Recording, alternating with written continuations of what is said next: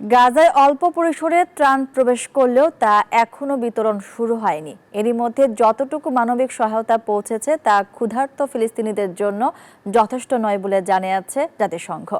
এই পরিস্থিতির মধ্যে আবারও পুরো গাজা দখলের ঘোষণা দিলেন নেতানিয়াহু। এদিকে পশ্চিম তীরে বিদেশি কূটনীতিকদের লক্ষ্য করে গুলি ছোড়ার অভিযোগ পাওয়া গেছে ইসরায়েলি বাহিনীর বিরুদ্ধে। এ নিয়ে নিন্দার ঝড় বয়েছে আন্তর্জাতিক রাজনৈতিক অঙ্গনে।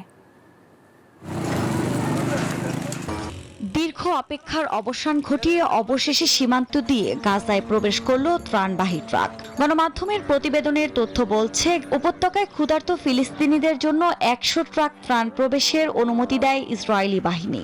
এর মধ্যে ৯৮ ট্রাক প্রবেশ করলেও তা এখনো বিতরণ শুরু হয়নি।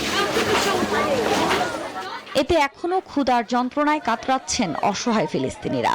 তবে গাজায় যে পরিমাণ ত্রাণ প্রবেশ করেছে তা ফিলিস্তিনিদের জন্য যথেষ্ট নয় উল্লেখ করে একে হাস্যকর হিসেবে বর্ণনা করেছে জাতিসংঘ। এ পরিস্থিতিতেও গাজা জুড়ে আগ্রাসন অব্যাহত রেখেছে দখলদাররা।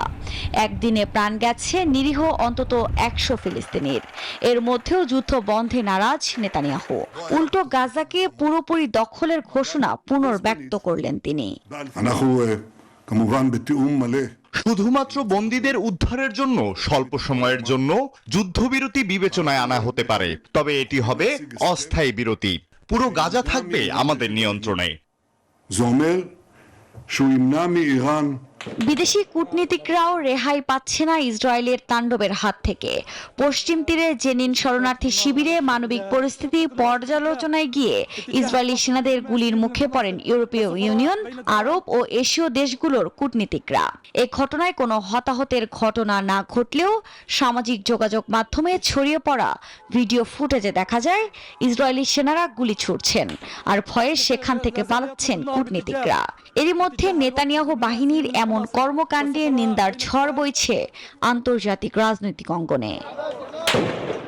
আফরিন মৌ, নিউজ 24।